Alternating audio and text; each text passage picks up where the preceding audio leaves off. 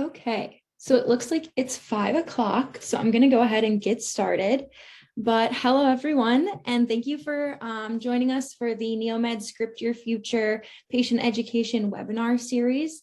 Thank you, Kavita and Jasmine, for coordinating this. My name's Megan, and I'm going to be presenting today on one of our topics to help address the mission of Script Your Future, which is focusing on ways to improve patient adherence as well in our community, as well as improve upon and manage various health concerns. So today our focus is going to be on high cholesterol.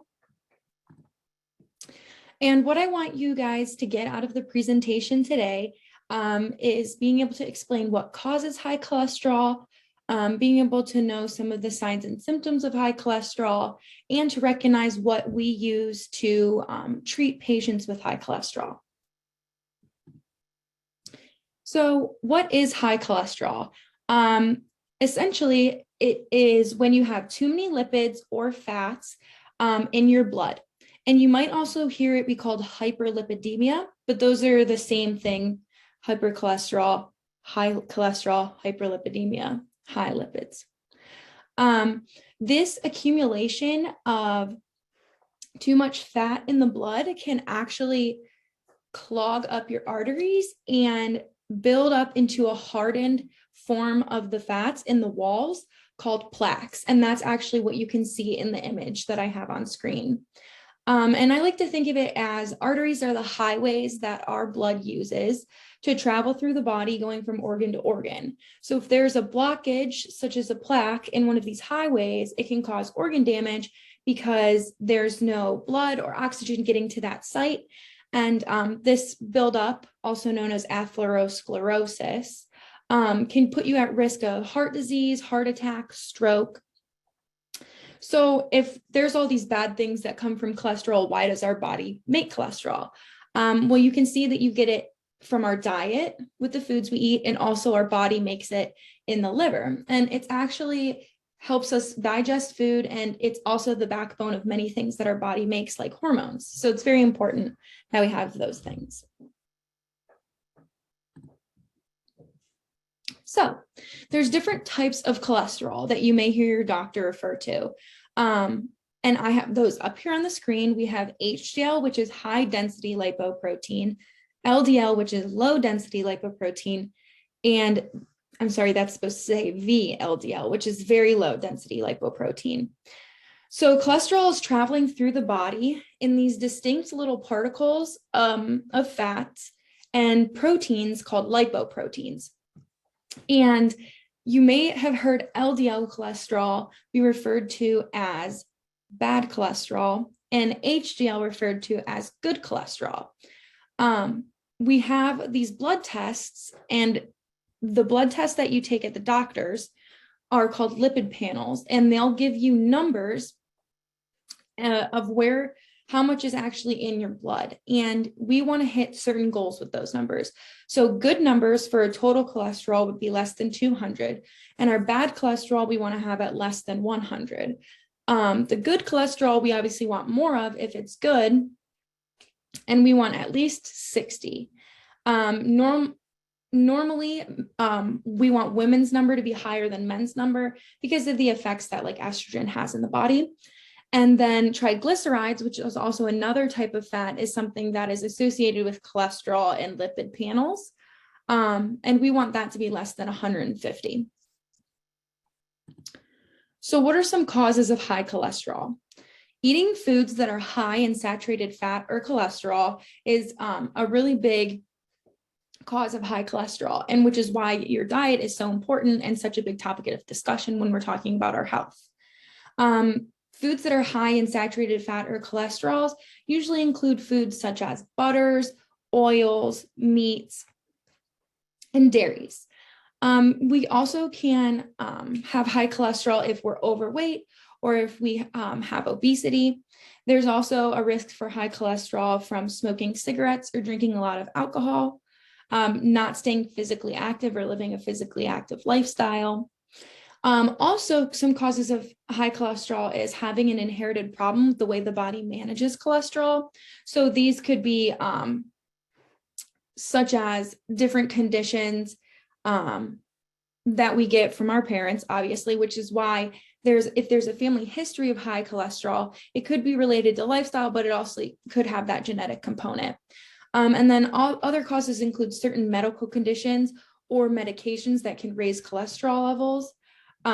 Certain conditions include things such as kidney disease, liver disease, PCOS, diabetes or hypothyroidism.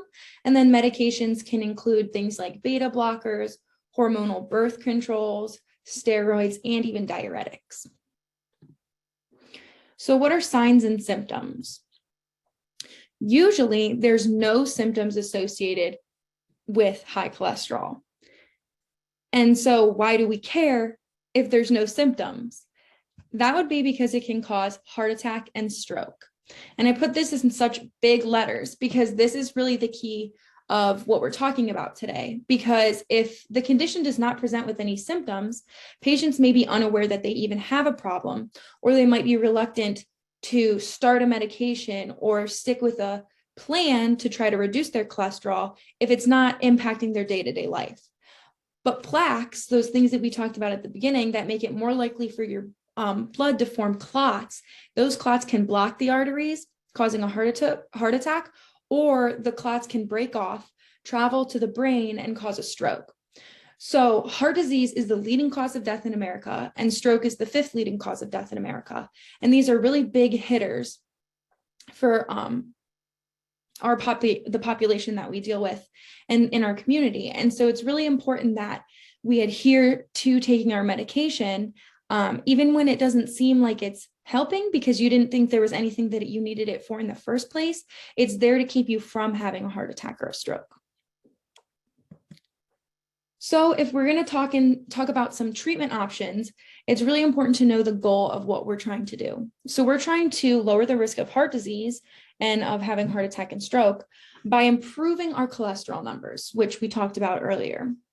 So we have two options, essentially, two big buckets. We have non-drug and we have drug. So non-drug options usually revolve around making lifestyle changes to kind of hit at those causes that were more so about physical activity, weight, and the foods we eat, versus your drug options are things like cholesterol lowering medications.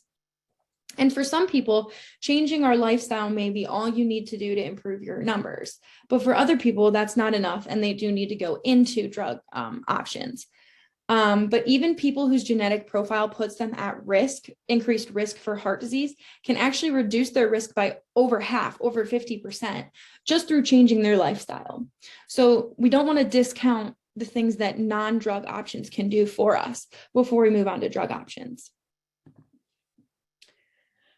As for lifestyle changes, we have the various options on screen, but I do want to preface this by saying that we all struggle with lifestyle modification, and many healthcare professionals, such as myself, say, oh, do this, do this, do this. But even though we're saying to do it, we still struggle to do these things ourselves. So I don't want to come off as touting, this is what you do, and it's so easy to do it, and you're just going to go for it. But the key is to have a really good support system and to be persistent. And if you kind of set up that rapport with your healthcare professional and set SMART goals for yourself, weekly goals that you can measure and see how you're doing, then it's a lot easier to make these lifestyle changes. So the big things that we want to talk about are lowering cholesterol in our diet, because if we have two sources of cholesterol, our diet and our liver, and we can't just tell our liver not to make more cholesterol unless we introduce a drug. But a lifestyle change could be choosing foods that are low in saturated fats, trans fats, and cholesterol. So as I mentioned before, these types of high cholesterol, high saturated fat foods are things such as whole milk, cream cheese, butter, ice cream, fatty cuts of meat, poultry that still has the skin on, vegetable oils such as coconut oil. Basically, in my opinion, if it tastes really good, tastes really fatty, it probably has a lot of cholesterol. And trans fats can be found in things like stick margarine, shortening, French fries, fried foods of any type, really, cookies, crackers, bakery goods. If you see on the food label that it says partially hydrogenated, that's a good kicker that the product probably is going to have some trans fat in it. So those things are a really, really big way that we can affect our cholesterol numbers by taking less in, as well as staying physically active, so including exercise in our daily routine.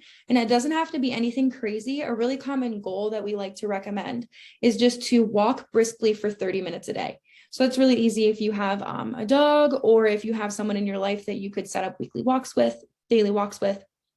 Anything is better than nothing. Quitting smoking, if you smoke or use e-cigarettes, is a really great way to reduce your risk and change your lifestyle to lower those cholesterol numbers. Talking to a pharmacist, little plug for us, is also a great way if you're interested in getting help with quitting smoking, because with all the different products available, it may be hard to know where to start.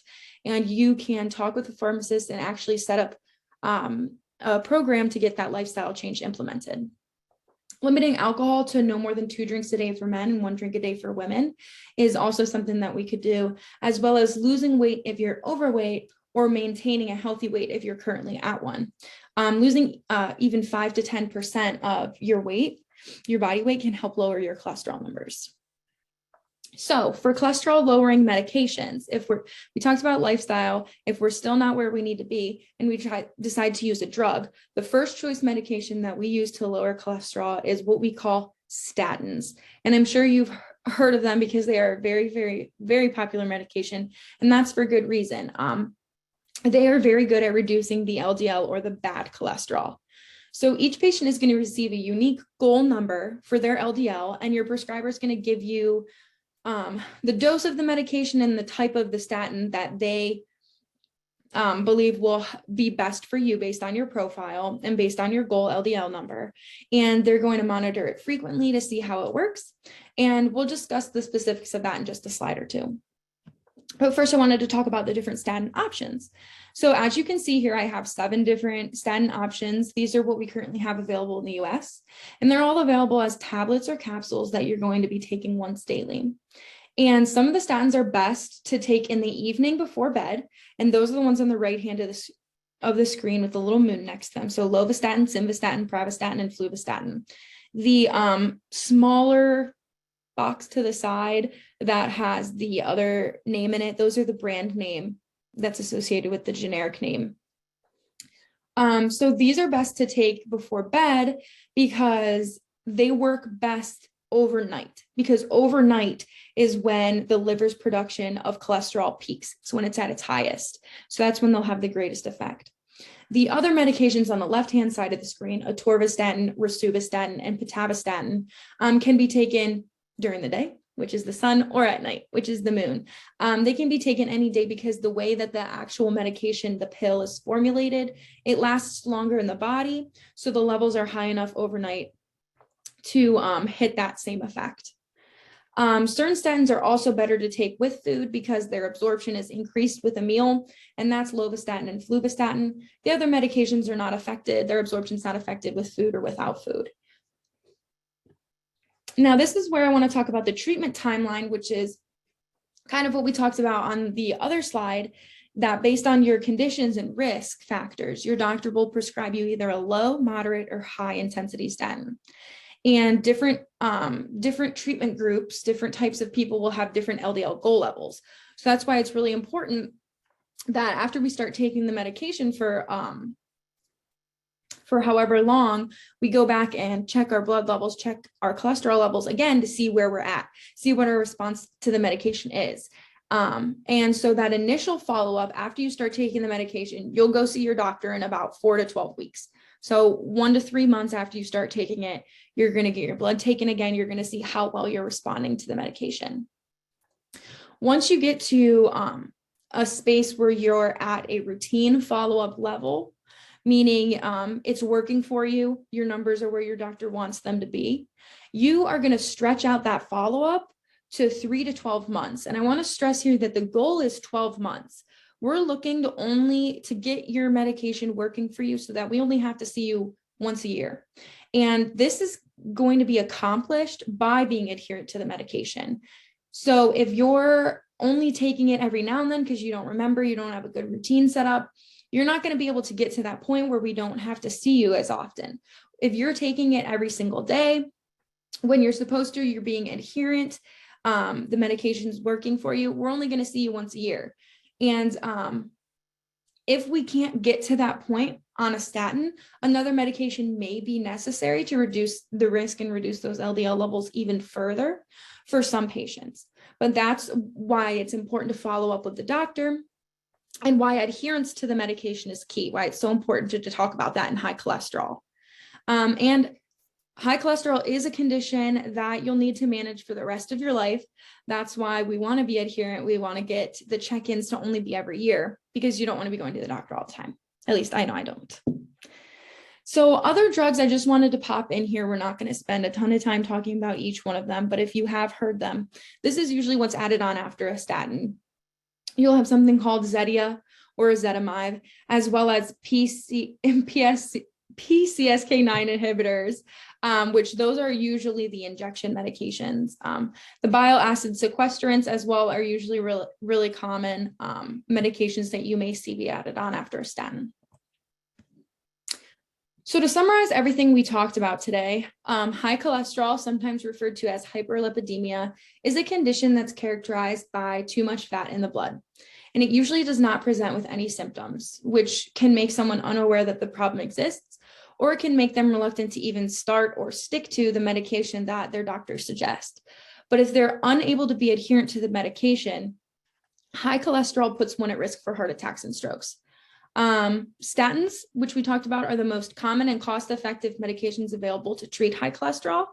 And although high cholesterol does put you at risk for heart attacks and strokes, you can protect yourself by living a healthy lifestyle and taking medication if needed. So, what questions do you have for me? Oh.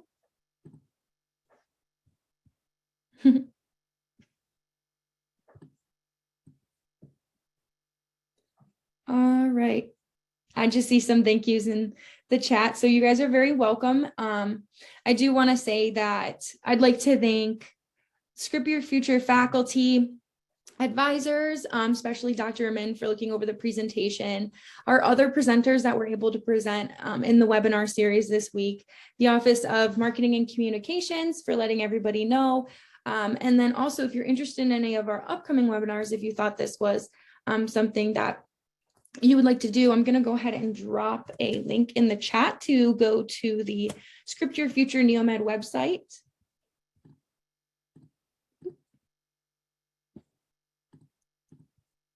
There we go. Special thanks to all of them.